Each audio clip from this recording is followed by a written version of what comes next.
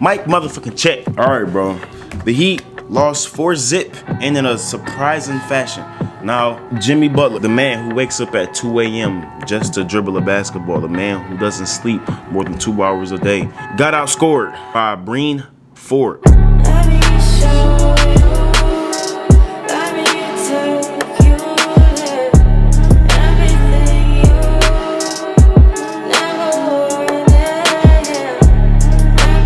Jimmy Butler literally just had the worst playoff performance from a Heat player since 2011 LeBron James. And even that, this is worse by far. I ain't gonna lie, bro. Jimmy probably has the worst performance out of any star player this postseason besides Julius Randle if he don't get his shit together. He got swept, and then Jimmy was talking all that rah-rah, talking about I'm ready, Heat Nation, all that bullshit, and they lost, embarrassingly. Jimmy Butler averaged 14.5 points a game on 30% from the field and 26% from the three-point line. I thought you was good at basketball, Jimmy Butler.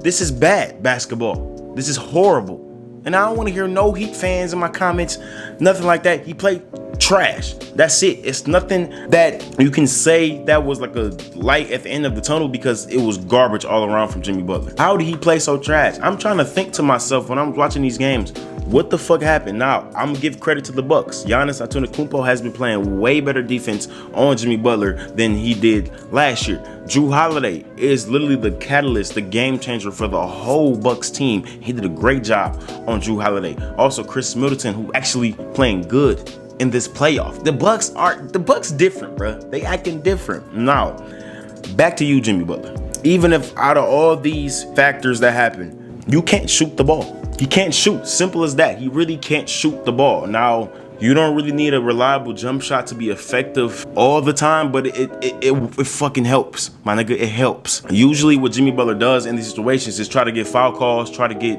hot, try to get warm from the free throw line, and that shit wasn't happening. They wasn't calling no fouls, and I give credit to the Bucks as well. Their verticality with Giannis, Brook Lopez, with PJ Tucker has been great on Jimmy Butler. Jimmy Butler has shot 10 free throws in the first game, 4 free throws in the next, 4, and then 4 again. Now, comparison, Jimmy Butler was shooting a lot of free throws last year in the playoffs. A lot. I'm not getting them foul calls. You gotta beat me, Jimmy Butler. You have to beat me. That's what the Bucks said. Not them free throws, not the refs. You have to beat me.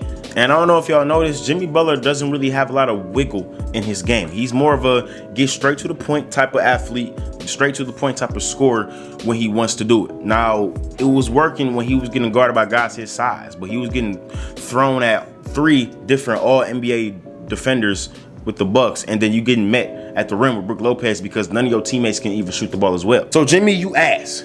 You ass until proven not ass. The same slander that Paul George got last year, same slander that LeBron James got 10 years ago, is the exact same slander that you should get because y'all was calling this man a top 10 player. Y'all was calling this man better than Paul George. Y'all was saying this man better than Kawhi Leonard. Y'all was saying he can be the best player on the championship team. All that shit is wrong until proven correct. Now let's go to Bam. Bam. Same way. Bam can't shoot the ball as well. Bam has a little nice mid-range, but it took 4 games for him to shoot that motherfucker. It didn't matter. His post games need some work. He can't shoot no threes, obviously. And he seems so passive. Same thing with Jimmy. They want to pass the ball the whole fucking time, bro. Y'all are the best players on the team. Why are y'all both trying to play make for each other? And y'all both can't shoot. Who are you playmaking for? A corner 3 from Trevor Ariza? A backdoor cut for Tyler Herro? What are y'all playmaking for? Score the ball. I don't care if you go down swinging. I'd rather you go 9 for 35 than go 5 for 12 with 9 assists. In a playoff game, though. A playoff game. Your best players on the team cannot be non-shooters in today's NBA. You cannot have 2 best players and both of y'all can't shoot. Y'all literally both under 30% from the three-point line. That's terrible. Then you also can't have your role players being inefficient from the three-point line as well, being inconsistent from the three-point line. I was gonna make a great video about Duncan Robinson, how he deserved all this fucking money. No, you're broke now. Duncan Robinson had 1 good game, then every other game he's been trashed. Now I give the Bucks credit again because they keyed in on Duncan Robinson because they realized the only person on this Heat roster who can shoot the ball is that white boy from Michigan. Nobody else is dangerous. Key in on that. When Jimmy Butler drives to the paint, let's quadruple team him and let Tyler Herro shoot an open 3 because it's gonna brick. Let Iggy shoot a three. It's gonna break. And I'm blaming Pat Riley. Pat Riley, I just made a video about you. I mess with you, Pat Riley. I mess with you. Humans make mistakes. Now it's up to other humans to call each other out on it. I make mistakes too. But you, Pat Riley, bro, you supposed to be the godfather of basketball, in my opinion. You got to get rid of this old man mentality. Stop signing these old ass vets to play heavy minutes in the playoffs. Trevor Ariza on his 17 in 7 days. Andre Iguodala has been garbage juice. Y'all paid him for no reason. Going Dragic, even though he's good, I think his time as a Heat is done. Get some new talent. You have to evolve with the game. I know everybody want to keep the same players on the same team, especially when they make the finals last year, but it's time to get rid of them. They suck. They not good no more. They're not useful to you. That culture, all that culture that you love, doesn't matter if you lose the game. It's a bad culture if you keep losing the game. And I know this team is about toughness and culture and teamwork and chemistry.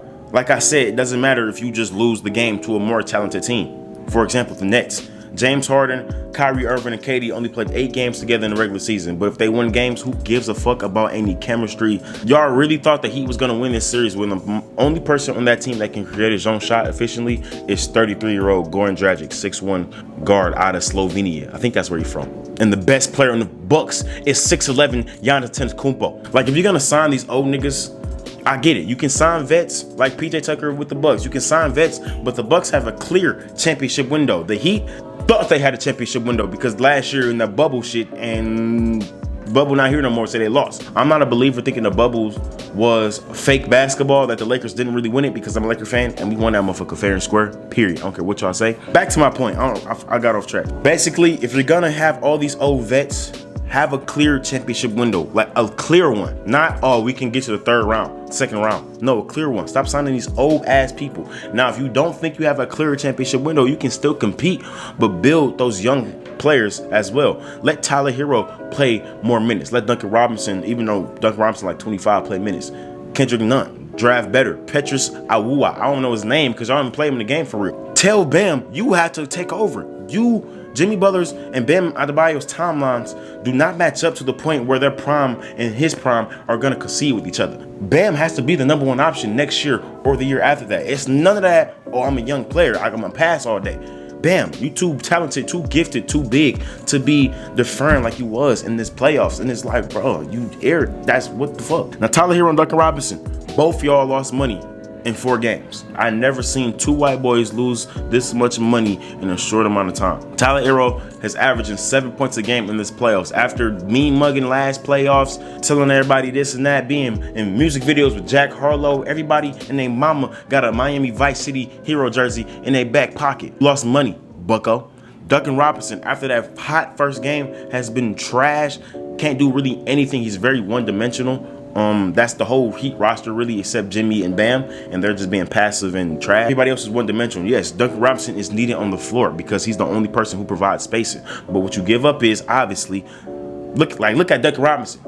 He can't play defense. Just look at him. Look at him. And I think they need to get younger. And now if they do take the younger route, I think they should pick up Lonzo Ball. Lonzo Ball, it would be the best passer on the Heat easily. He can spread the floor as well. He can play great defense. I think he's the perfect fit. And I think Lonzo will actually like that Miami Heat weather. You know what I'm saying? He a Cali boy. I think that would be a great fit. Now, if they want to increase that championship window, get Kyle Lowry.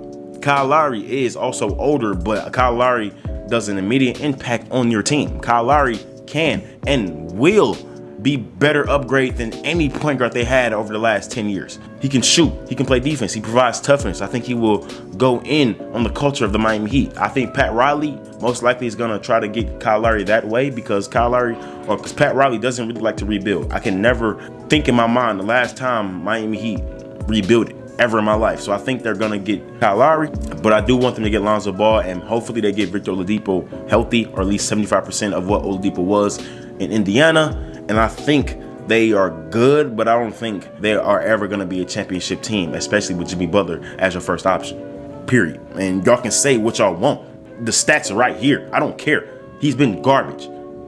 That'd be all for this video, bro. Make sure you like and subscribe, boy. Yeah, that's it. I'm out, man. Peace.